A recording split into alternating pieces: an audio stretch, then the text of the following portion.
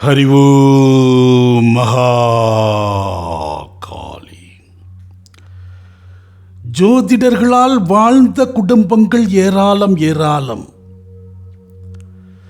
வீழ்ந்த குடும்பங்களும் ஏராளம் ஏராளம்.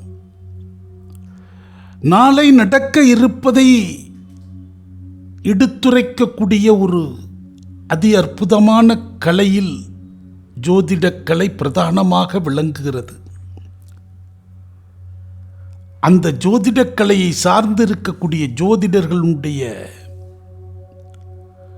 முதிர்ச்சியும் ஞானமும் பல நேரங்களில் சார்ந்திருக்கக்கூடிய ஜனங்களை உயர்த்தச் செய்கிறது. அவர்களிடம் இருக்கக்கூடிய சில பிழையான விஷய ஞானங்கள் ஜனங்களை வீழ்த்தவும் செய்கிறது. வருகிற மார்ச் மாதம் 6ஆம் தேதி வாக்கியப்படி சனி பயிற்சி நிகழ இருக்கிறது. அதை ஒட்டி தங்களுடைய கருத்துக்களை, அனுமானங்களை எண்ணிலடங்காத ஜோதிடர்கள் நாளும் பகிர்ந்து வருகிறார்கள். அப்படியான ஒரு அனுமான கருத்துக்களை பேரும் புகழும் உடைய அரிகேசநல்லூர் வெங்கட்ராமன் அவர்கள் ஒரு சேனலில் பகிர்ந்திருந்தார். அதை கேட்க நேர்ந்தபோது எம்முடைய மனம் ஒரு இடத்தில் பெரும் சங்கடத்துக்கு ஆட்பட்டது.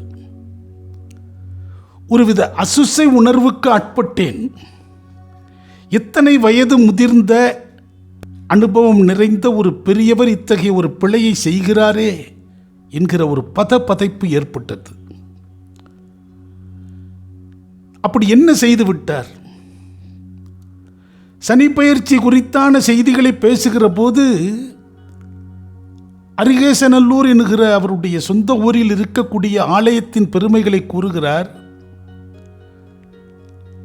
அங்கே சனீஸ்வரனுக்கு சன்னதி இருக்கிறது என்று கூறியவர், அந்த சனீஸ்வரனுடைய மனைவியான ஜேஷ்டா தேவிக்கு தனி சன்னதி இருக்கிறது என்பதாக அவர் எடுத்து கூறினார்.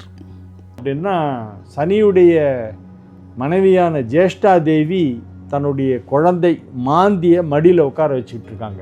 இப்படி ஒரு இழிவான சித்தரிப்பை ஒரு பாமரன், படிப்பறிவில்லாதவன் பகிர்ந்திருந்தால் நாம் இந்த அளவுக்கு பதற்றப்பட தேவையில்லை. இவரை பலரும் பின்பற்றக்கூடிய நிலையில் இருக்கிறார். இவர் இவ்வாறு கூறுகிற இந்த செய்தியை நாளை வளர்ந்து வரக்கூடிய பல ஜோதிடர்கள் பின்பற்றுவார்கள். ஜேஷ்டா தேவிதான் சனீஸ்வரனுடைய மனைவி என்று பிழையாக புரிந்து கொண்டு அதை ஏற்றுக்கொள்ளவும் செய்வார்கள். அவரே சொல்லிட்டாரே என்று இவரை அடியொற்றி அத்தகைய பிழை மேலும் வளர்ந்து வரும். உண்மையில் சனீஸ்வரனுடைய மனைவி யார்?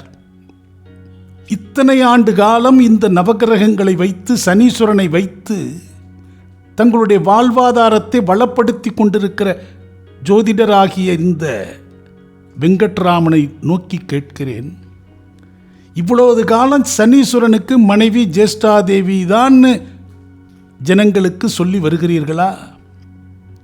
உண்மையில் சனீஸ்வரனுக்கு மனைவி யார் என்று உங்களுக்கு தெரியாதா? சனி பகவானுக்கு 2 மனைவிகள். மூத்த மனைவியினுடைய பெயர் நீலாதேவி. இந்த நீலக்கல் இருக்கே, அந்த கல்லினுடைய அதிபதி ப்ளூ சஃபயர். 2வது மனைவி தாமினி, மாந்தா என்கிற தாமினி. 64 கலைகளையும் கற்றுத் தேர்ந்தவள், கந்தர்வ இளவரசி. அந்த தாமினி ஒரு சமயம் சனி பகவானை அணுகி தனக்கு குழந்தை பாக்கியம் வேணும் என விண்ணப்பிக்கிறாள்.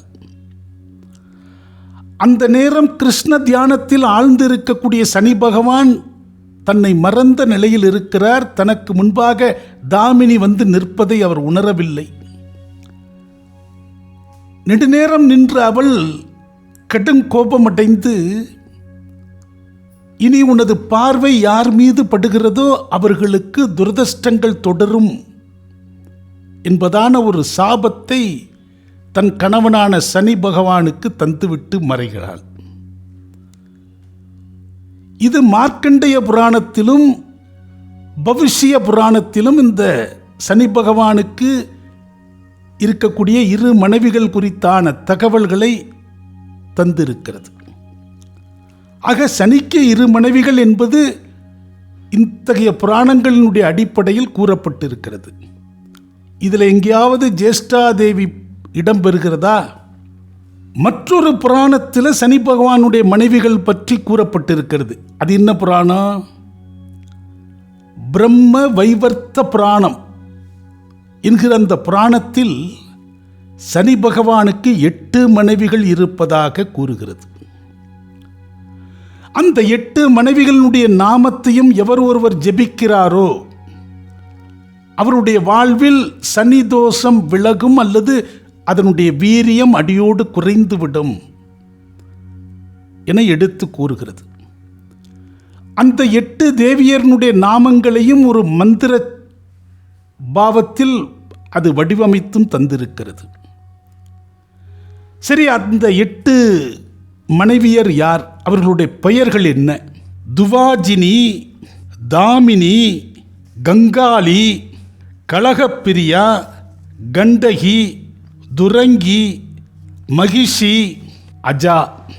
இந்த 8 மனைவிகளுடைய பெயர்களை குறிப்பிட்டிருக்கிறது பிரம்ம வைவர்த்த புராணம். இந்த 8 பெயரில் எங்கேயாவது ஜேஷ்டாதேவி வருகிறதா? வரவில்லை. சரி, இந்த ஜேஷ்டாதேவிக்கு யார் கணவர்? ஜேஷ்டாதேவி குறித்தான புராண செய்திகள் என்ன? பத்ம புராணத்தில் இந்த பார்க்கடலை கடைந்த போது முதலில் வந்த மூத்த தேவி ஜேஷ்டாதேவி என்கிற தகவல்களை தந்தருளுகிற அந்த புராணம் அவளுக்கு கணவனாக உத்தாதல மகரிஷி எனும் ஒரு மகரிஷியை குறிப்பிடுகிறது. அந்த உத்தாதல மகரிஷிக்குத்தான் ஜேஷ்டாதேவியை மணமுடித்தார்கள் என்று அந்த புராணம் குறிப்பிடுகிறது. மற்றொரு புராணமான லிங்க புராணத்தில் ஜேஷ்டாதேவிக்கு துஷக முனிவர் கணவராக சுட்டிக்காட்டப்படுகிறது. ஜேஷ்டாதேவி தொடர்புடைய புராண செய்திகளில் இருவேறு புராணங்களில் இருவேறு முனிவர்களை ஜேஷ்டாதேவிக்கு மணமுடித்ததாக வர்ணிக்கிறது. இந்த புராணங்களிலும் ஜேஷ்டாதேவிக்கு கணவர் சனி பகவான் என்று எங்கும் கூறப்படவில்லை. அப்புறம் ஏன் இந்த ஒரு எங்கோ இருக்கிற யாரோ ஒரு தேவனுக்கும் ஒரு தேவிக்கும் சம்பந்தம் இல்லாமல் இன்னொருத்தன் விட்டு புருஷனை இன்னொருத்தன் விட்டு பொண்டாட்டியும் யாரோ ஒருத்தன் ரோட்டில் போகிறவன் ஜோடி சேர்த்து வச்சா என்ன ஒரு அர்த்தமோ, என்ன ஒரு பெரும் பிழையோ, என்ன ஒரு பெரும் பாவமோ, அப்படி ஒரு பெரும் பாவத்தை இந்த ஜோதிடர்களில் சிலர் தங்களுடைய அறியாமையின் காரணமாக சில பல பிழைப்பு வாதத்தின் காரணமாக இதை தொடர்ந்து செய்து வருகிறார்கள். ராவணன் தன்னுடைய மகன் பிறப்பின் போது, இந்திரஜித்தினுடைய பிறப்பின் போது நவகிரகங்களும் சுப நிலையில் இருக்க வேண்டும் என்பதற்காக இந்த கிரகங்களை சிறைப்படுத்தி வைத்திருந்தான்.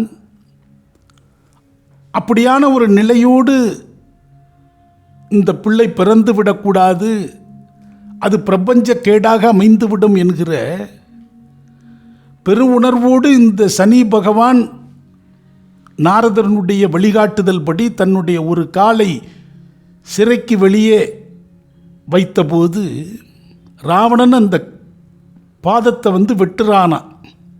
அதில் சிந்திய இரத்த துளிகளில் தோன்றியது தான் இந்த மாந்தி ஆற்றல் என்று கூறப்படுவது உண்டு. அந்த மாந்தி என்பது ஆண்பால். இந்த ஜேஷ்டாதேவிக்கு அருகே இருக்கக்கூடிய மாந்தி என்று வர்ணிக்கப்படுகிற அக்னி மாதா, மாந்தி, சுகன்யா என்று பெயர்களால் அழைக்கப்படுகிற ஜேஷ்டாதேவியினுடைய இடது பக்கம் இருக்கிற அந்த ஏவல் தேவதை இருக்கிறாளே, அவளையும் இந்த இந்திரஜித் பிறப்பின் போது சனியினுடைய பாதத்தில் இருந்து தோன்றிய ஆற்றலான அந்த மாந்தியையும் சேர்த்து ஒரு ஜோடி சேர்க்கிறாங்க. இவள் பெண்பால் சனியினுடைய பாதத்திலிருந்து தோன்றிய அந்த ஆற்றல் ஆண்பால். அதே போல இந்த ஜேஷ்டா தேவியினுடைய இரு பக்கமும் இருக்கக்கூடிய அந்த ஆற்றல்கள், ஒன்று காவல் தேவதை, மற்றொன்று ஏவல் தேவதை. விருஷபங்கன், கோமுகன், மாந்தன் என்ற பெயர்களால் அழைக்கப்படுகிற மாடு முகமுடைய அம்பாளுடைய வலது பக்கம் இருக்கிற ஒரு உபதேவதை. தெய்வங்களுக்கு உபதேவதைகள் உண்டு. காலத்தால் பாமர ஜனங்களுடைய வழிபாட்டில் அது மகன் மகளாக அவர்கள் பாவித்ததினுடைய விளைவு அவ்வாறு நேர்ந்து விட்டதுன்னு ஆய்வறிஞர்கள், கல்வெட்டு ஆய்வாளர்கள் தெரிவித்திருக்கிறார்கள். ஆதி காலத்தில் இது உபதேவதைகளாக இருந்த ஒரு வழிபாடு பிற்காலத்தில் மகன் மகளாக மருவி விட்டது. ஜேஷ்டாதேவிக்கு மகன் மகள் என்ற உறவுகள் இல்லை. அவர் தண்டம் ஏந்தியிருப்பார், காவல் தெய்வத்துக்குரிய அடையாளமாக. சில சிற்பங்களில் காக்கை கொடியை பிடித்திருப்பார் அல்லது தொடைப்பத்தை வைத்திருப்பார். அம்பாளுடைய அடையாளங்கள். சனி பகவான் குறித்தான இதர பல செய்திகளில் கூட, இந்த திருவண்ணைக்காவல் சார்ந்த ஒரு செய்தியில் கூட சனி பகவான் ஒரு ஜேஷ்டாதேவி தன்னுடைய ஒரு தாய் பாவத்தோடு அவர் வந்து சரணாகதி அடைந்தார். இந்த ராவண கதைகளுடைய ஒரு தொடர்ச்சியாக ராவணனுடைய கடுங்கோபத்திலிருந்து சனி பகவானை காப்பாற்றியது ஜேஷ்டாதேவி என்கிற துணை நிகழ்வுகளெல்லாம் சொல்லப்படுவது உண்டு. தன்னுடைய தாய் பாவத்தில் பார்க்கிறார் சனி பகவான் ஜேஷ்டாதேவியை. ஆனால் இத்தகைய மேன்மையுடைய பிரபலமுடைய இது போன்ற ஜோதிடர்கள் ஆகப்பெரும் பிழையாக சனியினுடைய மனைவி ஜேஷ்டாதேவி என்று தங்களுடைய அறியாமையை சொல்வது இந்த சமூகத்துக்கு செய்கிற மிகப்பெரிய ஒரு கேடு, தெய்வ குற்றம். இந்த ஜேஷ்டாதேவிக்கு அருகில் இருக்கிறாளே அந்த அக்னி மாதா என்று சொல்லப்படுகிற, மாந்தி என்று அழைக்கப்படுகிற, சுகன்யா என்று அழைக்கப்படுகிற ஒரு ஏவல் தேவதை. அவள் வாக்கு தேவி. அவளுக்கு பல சித்து ஆற்றல்கள் இருக்கிறது. இது போன்ற ஜோதிடர்கள் என்ன செய்கிறாங்க, மாந்தி தோஷமுடையவர்களை நீங்கள் போய் மாந்தி பரிகாரம் அந்த தேவதைக்கு பண்ணுங்கிறாங்க. ஒரு பொருந்தாத ஒரு விஷயத்தை வழிகாட்டுகிற போது அதை செய்யக்கூடியவன் பாதிக்கிறான். நீங்கள் ஒரு தபால் இருக்குது, அட்ரஸ் இருக்குது, அதில் உள்ள அட்ரஸுக்கு கொண்டு போய் அந்த தபாலை சேர்க்கணும். இன்னொருத்தன் வீட்டுக்கு போக வேண்டிய தபாலை இன்னொருத்தன் வீட்டுக்கு கொடுத்தா அதனால் பலன் வருமா? பலவாறு இதை நம்ம எடுத்து சொல்ல முடியும்.